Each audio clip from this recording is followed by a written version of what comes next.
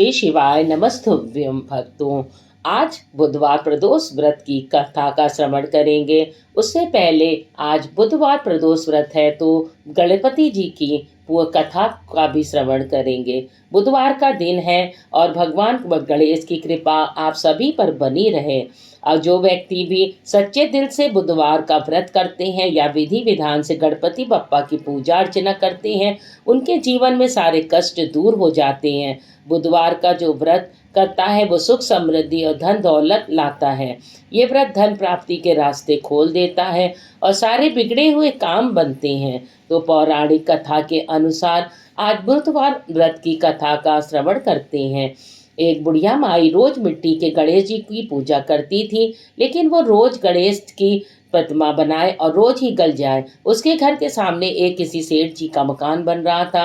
बुढ़िया माई ने मकान बनाने वाला कारीगरों से बोला, भाई मेरे मिट्टी के बनाए गणेश जी रोज गल जाते हैं, आप मुझे पूजा के लिए पत्थर से एक गणेश जी बना दो, आप पर बड़ी कृपा होगी।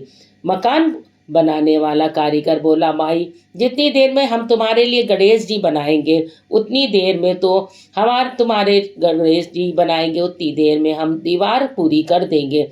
बुढ़िया ये सुनकर दुखी मन से घर वापस आ गई।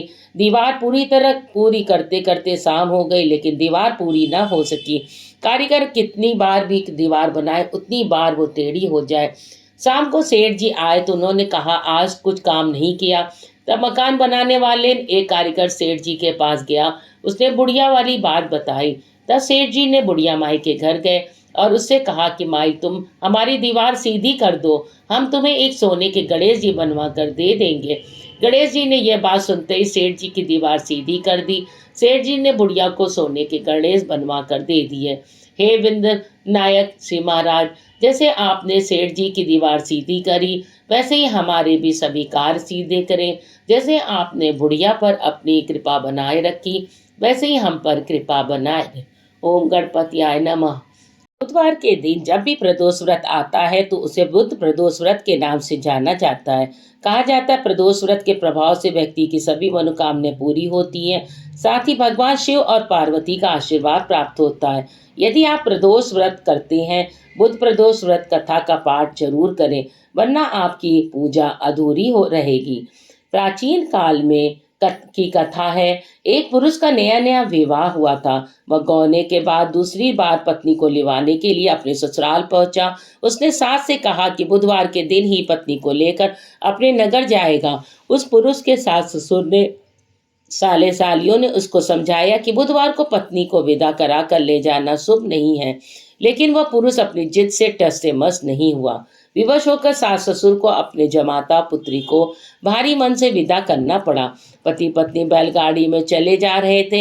एक नगर के बाहर निकलते ही पत्नी को प्यास लगी। पति लोटा लेकर पत्नी के लिए पानी लेने गया। जब वह पानी लेकर लौटा तो उससे को क्रोध और आश्चर्य की सीमा न रही, क्योंकि उसकी पत्नी किसी अन्य पुरुष के लोटे से पानी पीकर हंस हंस कर बतिया रही थी।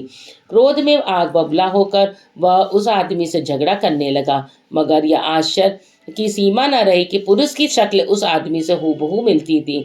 हम शक्ल आदमियों को झगड़ते हुए जब काफी देर हो गई तो वहां आने जाने वालों की भीड़ एकत्र हो गई। सिपाही भी आ गया। सिपाही ने स्त्री से पूछा कि इन दोनों में से कौन सा आदमी तेरा पति है। तो वह बेचारी असमंजस में पड़ गई, क्योंकि दोनों की शक्ल एक दूसरे से बहुत मिलती थी। बीच राह में अपनी पत्नी को इस तरह लुटा देखकर उस पुरुष की आंख भर आई।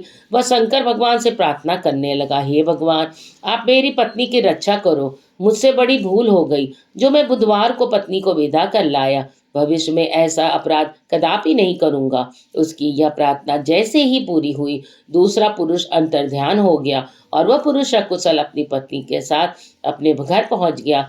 उस दिन के बाद पति पत्नी नियम पूर्वक बुधवार प्रदोष व्रत रखने लगे।